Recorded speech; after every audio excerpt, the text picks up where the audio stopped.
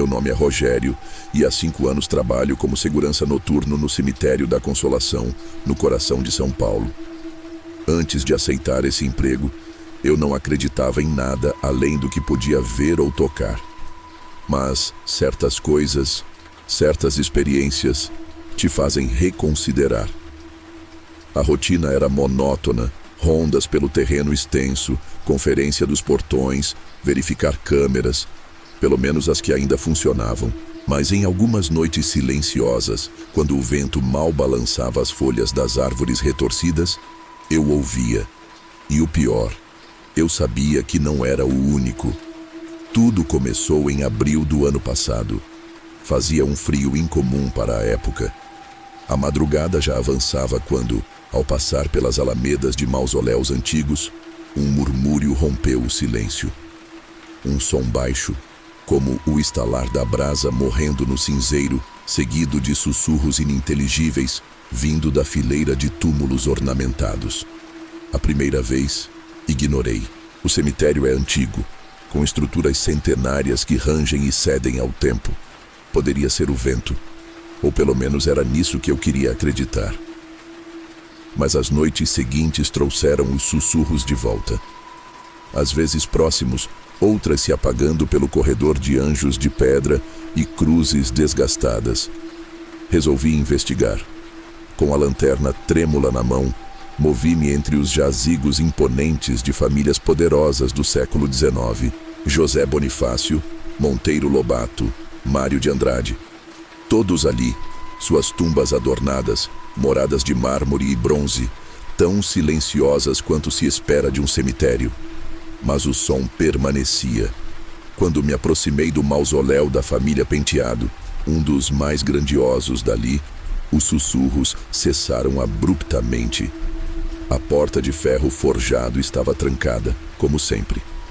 Iluminei as frestas, nada além da escuridão. No dia seguinte, um morador da rua atrás do cemitério veio conversar comigo. Contou que sempre, ao passar ali tarde da noite, ouvia alguém conversando baixo. Outros vizinhos também relataram o mesmo. A frequência dos sussurros aumentou. Passei a ouvir nomes, menções a pessoas que não conhecia, vozes sobrepostas, às vezes em latim, às vezes em línguas que eu nem conseguia identificar. Meu rádio ocasionalmente chiava, estática misturada a algo que quase parecia um chamado pelo meu nome. Um padre que visitava tumbas antigas recomendou que rezasse. Certos lugares guardam histórias que não querem ser esquecidas, ele disse antes de sair. Não sei dizer se aquilo me influenciou, mas naquela noite decidi testar algo. Peguei meu celular e comecei a gravar enquanto fazia a ronda. Quando parei diante do mausoléu dos Ramos, um dos mais antigos e deteriorados, perguntei: quem está aí? O silêncio. Nada. Mas ao checar a gravação depois, quase deixei o celular cair. Entre o chiado do vento, uma voz grave respondeu: ajude-nos. Desde essa noite tudo piorou. Luzes das ruas piscavam quando eu passava. A eletricidade na guarita falhava sempre depois da meia-noite. Comecei a ver vultos no canto da visão, sombras sem dono movendo-se entre os túmulos. Nunca mais fiquei sozinho. Vi pela câmera uma silhueta no corredor central andando, mas quando fui verificar não havia ninguém. Moradores passaram a evitar a rua adjacente ao cemitério, dizendo sentir uma presença ali. Então, na última sexta-feira, escutei algo diferente. Não eram sussurros, era um grito. Um grito profundo, desesperado, vindo de dentro de um dos mausoléus. Corri para o som, meu coração descompassado. O mausoléu dos Ramos. Tranquei a respiração e toquei o metal frio da porta. Uma batida soou do outro lado. Saí correndo dali. Pedi demissão na manhã seguinte. E desde então, evito até mesmo a rua do cemitério. Mas sei que os sussurros continuam. Na última vez que falei com meu substituto, ele riu nervoso e perguntou: você já ouviu as vozes? Eu apenas assenti. Ele nunca me procurou de novo. E até hoje, quando passo perto do cemitério, sinto que algo ali dentro me observa. esperando, sussurrando, guardando segredos que ninguém deveria ouvir.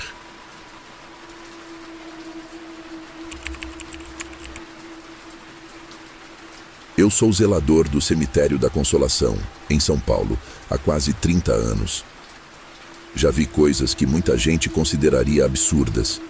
Vigílias solitárias de parentes que se recusam a aceitar a morte de um ente querido, promessas murmuradas à beira das covas, lágrimas que parecem nunca secar. Mas nada, absolutamente nada, me perturbou tanto quanto ela. A primeira vez que notei a figura vestida de preto foi em um enterro discreto, numa manhã fria de julho. A família de um senhor idoso sepultava seus restos, e ao longe ela se postava imóvel, um vulto solitário, coberto por um longo véu escuro.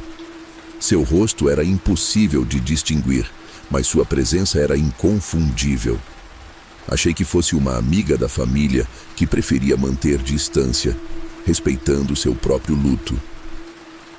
Mas então comecei a vê-la em todos os enterros. Não importava se era de dia ou de noite, se era uma cerimônia lotada ou apenas um caixão sendo recebido por 2 coveiros e um padre cansado. Lá estava ela, sempre quieta, sempre observando, sempre desaparecendo antes que alguém pudesse lhe dirigir uma palavra. Tentei perguntar discretamente aos familiares, mas ninguém parecia notá-la. Parecia invisível aos olhos das famílias enlutadas, mas para mim era tão real quanto as lápides tortas que cercavam o cemitério como sentinelas esquecidas do tempo. Passei a vigiá-la. Em um enterro de um jovem motociclista, vi que ela chegou antes da família. Ficou à sombra de um mausoléu antigo, imóvel. Fiquei observando, esperando que ela fizesse algo, qualquer coisa. Mas assim que os primeiros soluços dos pais do falecido ecoaram pelo silêncio do cemitério, ela simplesmente deu meia volta e sumiu entre os túmulos, sem deixar rastros. Na terceira semana de sua aparição, decidi segui-la. Um enterro ao entardecer, poucas pessoas presentes, apenas um padre fazendo sua última oração. Lá estava ela, afastada como sempre. Desta vez, não descolei os olhos dela. Quando a última pá de terra cobriu o caixão e os visitantes começaram a se dispersar, eu já estava pronto. Assim que ela se virou para partir, apressei os passos seguindo-a. Passamos pelo antigo jazigo da família Matarazzo, um dos mais imponentes do cemitério, suas esculturas parecendo ganhar vida na luz escassa do fim do dia. Passamos pelo obelisco dos pioneiros da cidade, pelas sepulturas centenárias cobertas de musgo. Ela nunca olhava para trás. A distância entre nós diminuía. Eu sentia minha boca seca, o coração acelerado. Algo me dizia que eu não deveria estar fazendo aquilo, mas a curiosidade era mais forte. Então, quando virei a última esquina entre os túmulos, ela sumiu. Parei, ofegante, olhando ao redor. O caminho dava para um beco sem saída de túmulos antigos e mausoléus selados há décadas. Não havia para onde ela ter ido. O silêncio do cemitério ficou mais pesado. O vento soprou frio e um calafrio subiu pela minha espinha. Foi então que vi algo que me fez congelar. Uma foto, uma lápide, um nome. A imagem desbotada mostrava o rosto de uma mulher, os olhos fundos e tristes atravessando o tempo. Seu nome estava parcialmente apagado pelo desgaste, mas a data era clara. Falecera há 50 anos. E vestia preto na foto. Não lembro como cheguei ao portão do cemitério. Tudo o que sei é que desde aquele dia, nunca mais tentei segui-la. Mas ela continua lá, a cada enterro, a cada despedida, observando, esperando.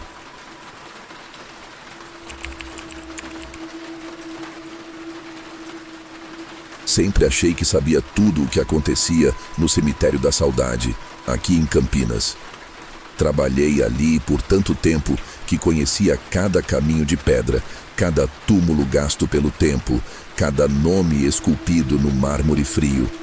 Mas nada, absolutamente nada, me preparou para aquela descoberta. Meu turno começava às 6 da tarde, quando o sol já começava a se esconder atrás das sombras das árvores retorcidas. Nos últimos meses, havia algo estranho acontecendo. O segurança noturno, que monitorava as câmeras, me chamou certa noite e, com um rosto pálido, apontou a tela. "Olha isso aqui, Almeida." A gravação mostrava um senhor idoso entrando pelo portão lateral do cemitério, exatamente às 23h45. Sempre o mesmo horário. Ele caminhava devagar, mas com determinação, seguindo até um túmulo específico.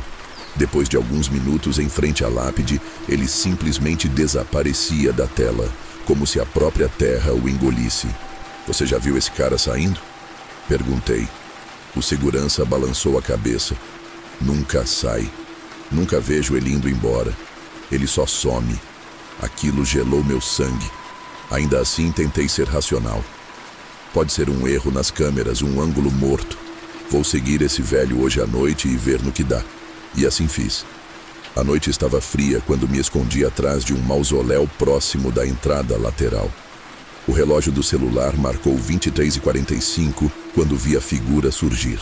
O homem idoso vestia um paletó antigo, um tanto desgastado, e caminhava vagarosamente pelo caminho de pedras. Esperando o momento certo, comecei a segui-lo de longe. Assim que ele parou diante de um túmulo, meu coração acelerou. Eu conhecia aquele túmulo.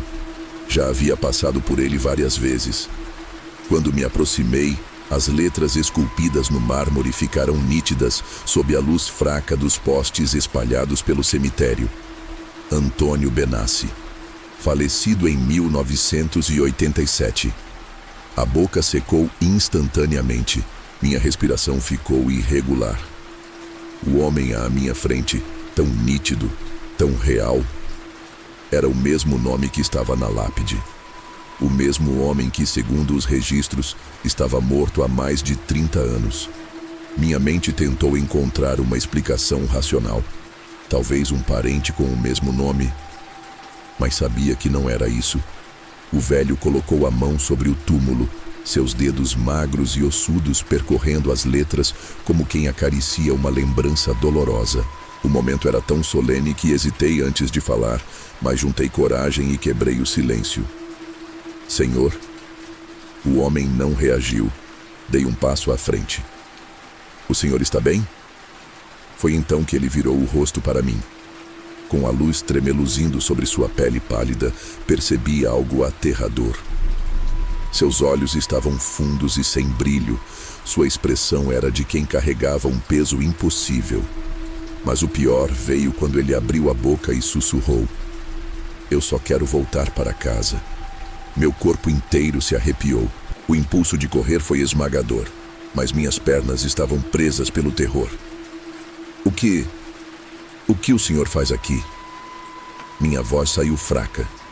Ele abaixou a cabeça, fechando os olhos por um instante. Então, algo impossível aconteceu. Sua pele começou a parecer mais translúcida. Seus contornos perderam nitidez. Em questão de segundos, ele não passava de uma sombra esfumada, até desaparecer por completo, bem ali, diante de mim. O silêncio que se seguiu foi ensurdecedor. Fiquei ali, paralisado, olhando para o túmulo em completo choque. No dia seguinte, pedi para um colega ir até a prefeitura e procurar qualquer documento sobre Antônio Benassi. O que descobrimos só tornou tudo muito pior. Benassi havia sido um morador do bairro Cambuí, um homem comum que vivia com a esposa e um filho. Mas o que poucos sabiam é que ele havia desaparecido sem deixar rastros em 1987.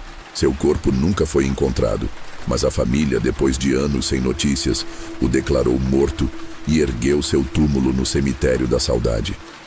Mas se ele tinha desaparecido, onde estava seu corpo? Naquela mesma tarde, voltamos ao seu túmulo e, com autorização especial, pedimos para exumar a sepultura. Quando removeram a tampa do caixão, sentimos o cheiro rançoso de madeira podre e o som seco das tábuas cedendo. Mas havia algo terrivelmente errado. Não havia corpo, O caixão estava vazio. Desde aquela noite, eu nunca mais fui o mesmo. Pedi demissão tempos depois. Até hoje, ninguém sabe o que aconteceu com Antônio Benassi. Alguns dizem que seu espírito volta ali todas as noites, tentando encontrar a paz que lhe foi negada. Outros acreditam que ele nunca deveria ter sido declarado morto. E eu simplesmente rezo para nunca mais encontrá-lo.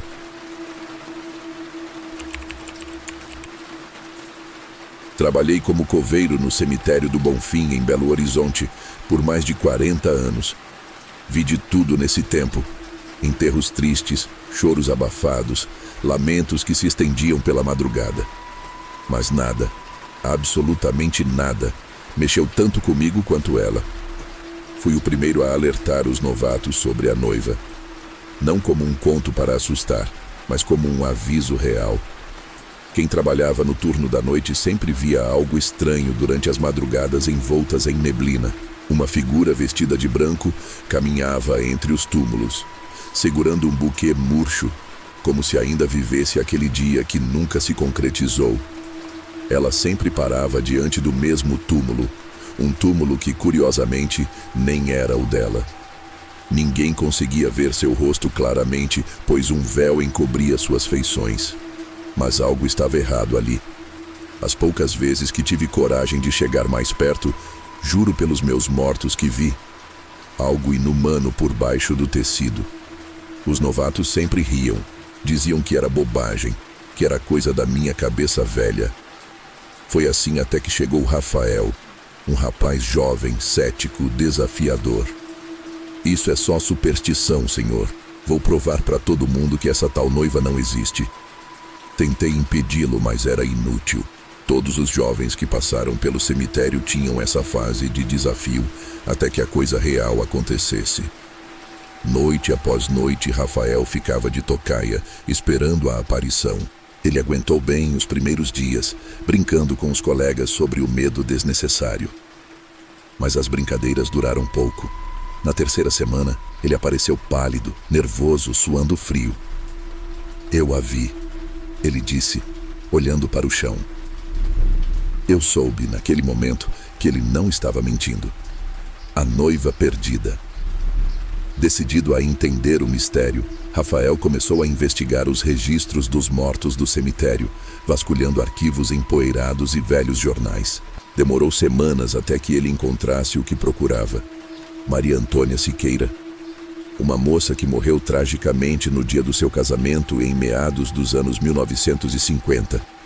Segundo os jornais da época, Maria Antônia e seu noivo, Eduardo, estavam prestes a se casar quando um acidente fatal ocorreu.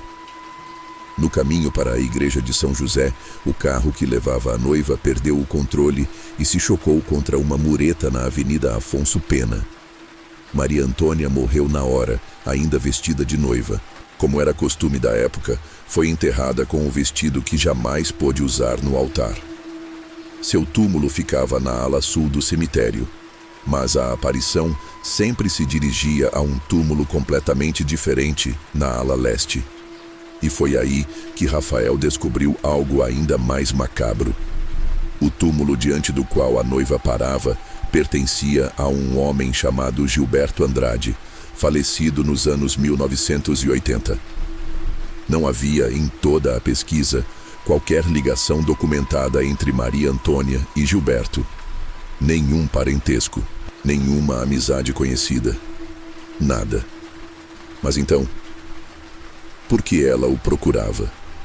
O encontro final, Rafael, agora obcecado, decidiu esperar uma última vez pela noiva. Mas naquela noite algo diferente aconteceu. Uma neblina espessa cobriu o cemitério, tornando impossível ver qualquer coisa a poucos metros de distância. O vento cortava como garras geladas, trazendo consigo um cheiro leve de flores mortas. Então, ela apareceu. Era mais nítida do que antes. O vestido, agora amarelado pelo tempo, arrastava-se pelo chão úmido. O buquê, já murcho e escurecido, pendia de suas mãos. Rafael, munido de coragem, ou loucura, decidiu segui-la. Ele caminhou silenciosamente atrás dela, ouvindo o farfalhar do tecido contra o solo de pedra. Seus passos se arrastavam, como se estivessem sendo puxados por algo invisível. A noiva parou diante do túmulo de Gilberto Andrade. Lentamente, levantou a cabeça, como se percebesse sua presença. Então, num movimento que fez o coração de Rafael gelar, ela virou-se para ele. O véu se moveu, balançando com o vento. E Rafael viu. O que estava ali não era um rosto humano. Era algo errado, algo que havia sido deformado pelo tempo, pela dor, pelo lamento eterno. Algo que não deveria continuar existindo. Os olhos eram escuros e vazios, e a boca parecia formar palavras silenciosas, como um eco perdido em outra dimensão. Foi nessa noite que Rafael largou o emprego. Ele nunca mais voltou ao cemitério. Nunca mais quis falar sobre o que viu. Mas eu sei. Eu sei que a noiva continua lá, na neblina densa das madrugadas, segurando seu buquê morto, caminhando entre os túmulos. E toda noite, no silêncio abafado do cemitério, eu escuto o murmúrio do vento. E me pergunto: será que ela ainda espera por alguém?